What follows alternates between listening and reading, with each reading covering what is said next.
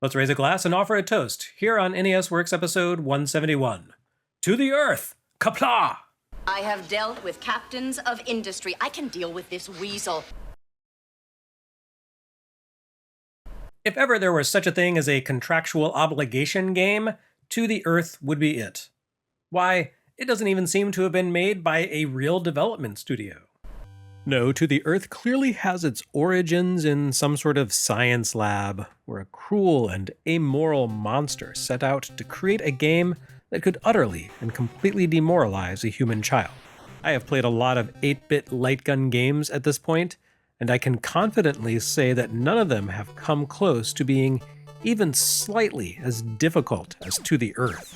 You know how Sega Master System software always gives the impression that someone programmed it for arcades, not realizing that home consoles work a little differently, how they're wildly difficult, and most Master System playthroughs last just a minute or two on your first attempt until you come to terms with the difficulty level? Those are baby games compared to the Earth.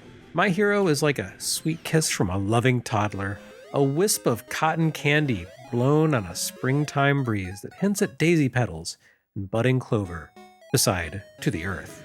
To the Earth begins with the difficulty cranked to final stage levels. You have only a few seconds to calibrate your brain for the speed of this game as tiny spaceships whiz past, almost too fast for your eyes to track, and then the tiny spaceships begin dropping bombs on you. Each missile or mine appears on the screen and drops at you quickly. Again, almost too fast for your eyes to track, before impacting on your spaceship console. You have just a tiny blip of time to shoot a missile out of the air. Theoretically, you can also shoot down the offending spaceship as well. In practice, it's hard enough to simply fend off the projectiles, let alone switch your focus to the incoming enemy fighter and successfully take it down before another enemy looses a missile at you. These guys aren't simply fast, they're relentless, dense, and, did I mention, fast? You encounter several kinds of enemies throughout your journey to the Earth. It's right there in the title, see? But for all intents and purposes, there's no real difference between them. Regardless of their sprite design, they behave in just a handful of patterns, most of which involve flying out of the screen toward you and dropping a missile along the way. Even though To the Earth begins at more or less maximum difficulty, it quickly ramps up to some sort of impossible level of difficulty designed for super mutants. It's the first light gun game I've ever played where the gun's trigger action might be the most difficult thing about the entire experience.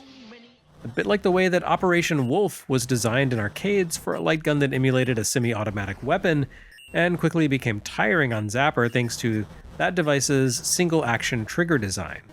To the Earth would make a lot more sense with a mounted Uzi as an Operation Wolf or Revolution X, but no, the developers put together this one specifically for Zapper. Truly a hateful act if ever I've seen one.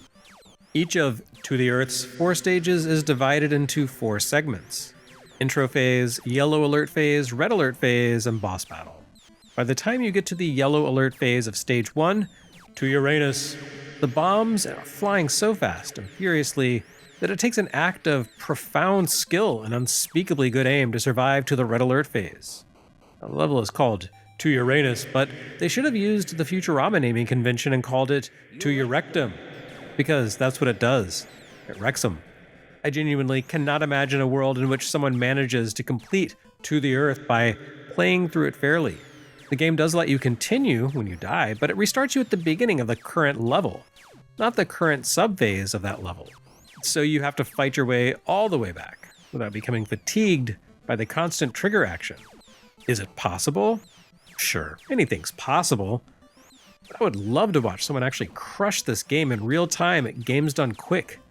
The greatest challenge on NES, perhaps. I tried to play through fairly and kept getting stomped in the second phase of level 1. You can only let a handful of missiles or asteroids through your defenses before it's game over. It's brutal.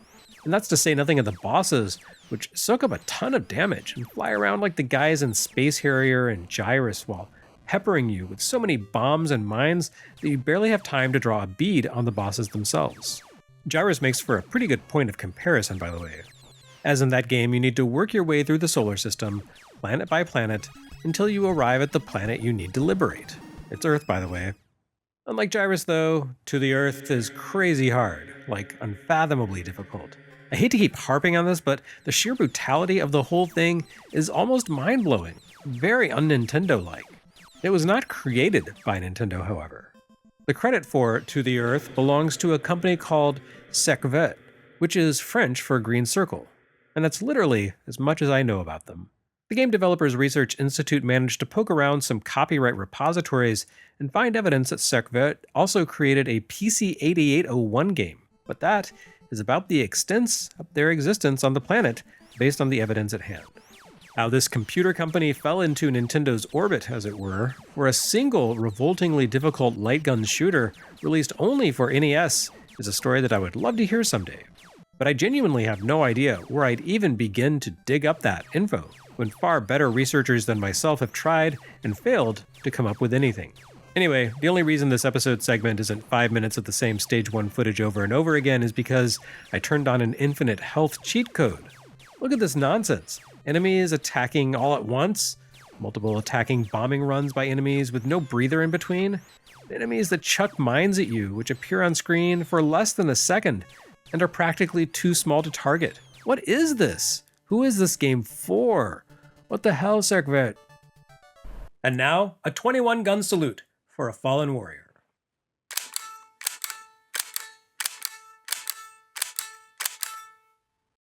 Yes, friends, it's time to say farewell to a stalwart gimmick of a peripheral. The kind that makes life a little more miserable for us history chroniclers. Short order Eggsplode will be the last time we see the Power Pad.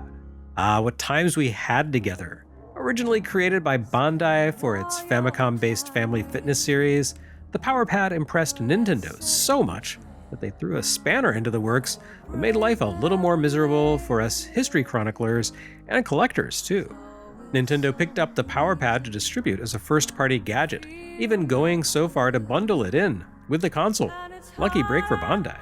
And we can safely assume that Nintendo did not pick up this peripheral because it represented some daring work of interface design genius. It's fine, I guess, but the real play here was that the Power Pad allowed Nintendo of America to push back against concerned parents who felt that the NES threatened to turn their children's bodies into wet oatmeal. Just as the educational series, which consisted entirely of Donkey Kong Jr. math, gave Nintendo the ability to say, no, actually, this console makes children smarter. The Power Pad forced children to play by jumping and stepping actively with their entire bodies. This way Nintendo could say, no, actually, this console makes children healthier. Which was nonsense and we all knew it. That's marketing, baby. And now the Power Pad's watch has ended. We shall never see his like again.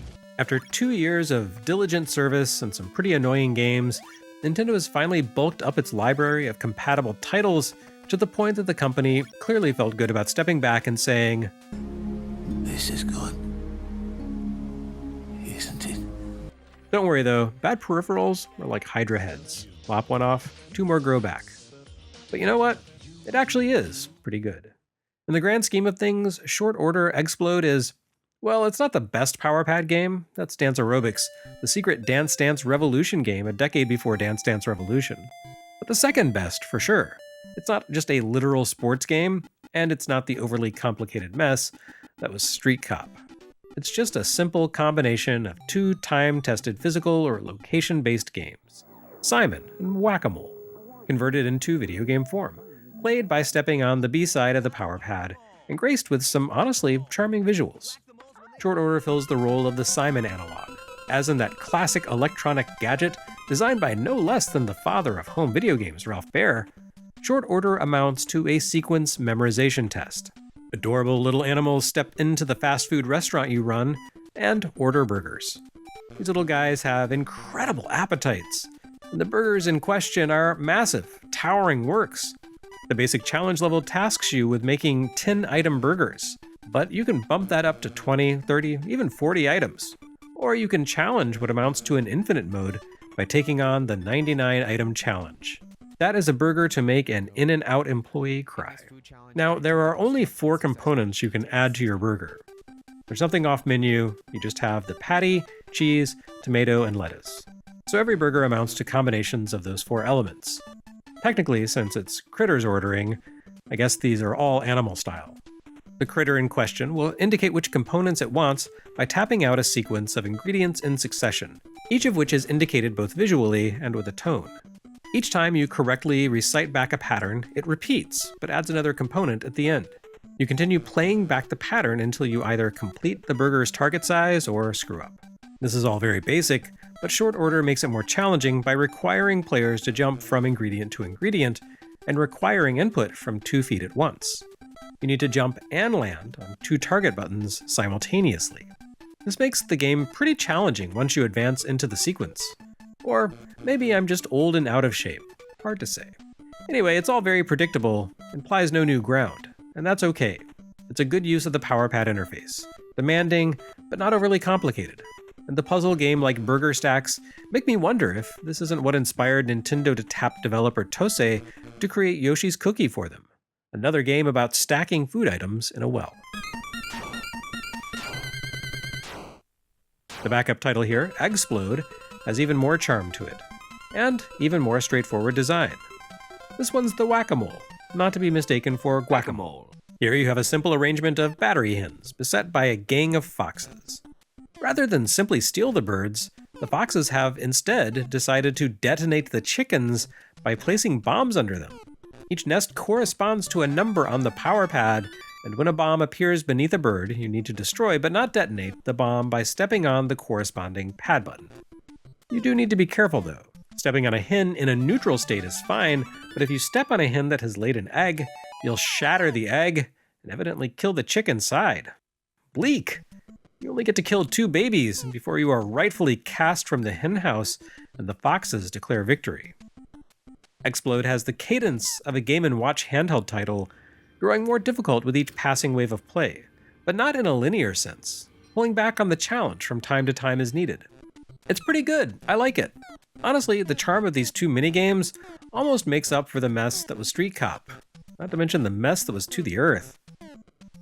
You know, Nintendo didn't publish a ton of their own first-party releases for NES in 1989, relying heavily on games they picked up from third parties like Dragon Warrior, Xanadu, and kind of Tetris. This week's 2 Nintendo-published and presumably Nintendo-commissioned titles don't really play to the company's strengths. But the reality is that Nintendo's days of pouring their absolute best into the NES have begun to wind down at this point. We're about 2 months away from the American launch of Super Mario Bros. 3. And that was the point in Japan at the end of 1988 where Nintendo said, yeah, okay, Famicom is fading, time to switch our core resources over to the next gen. But the NES is still picking up steam here in the US, unlike the Famicom back in Japan, so we're going to see a lot of weird stopgap measures from Nintendo to fill the spaces left by their internal talent already having set their sights on Super Famicom, even though NES still has a long way to go.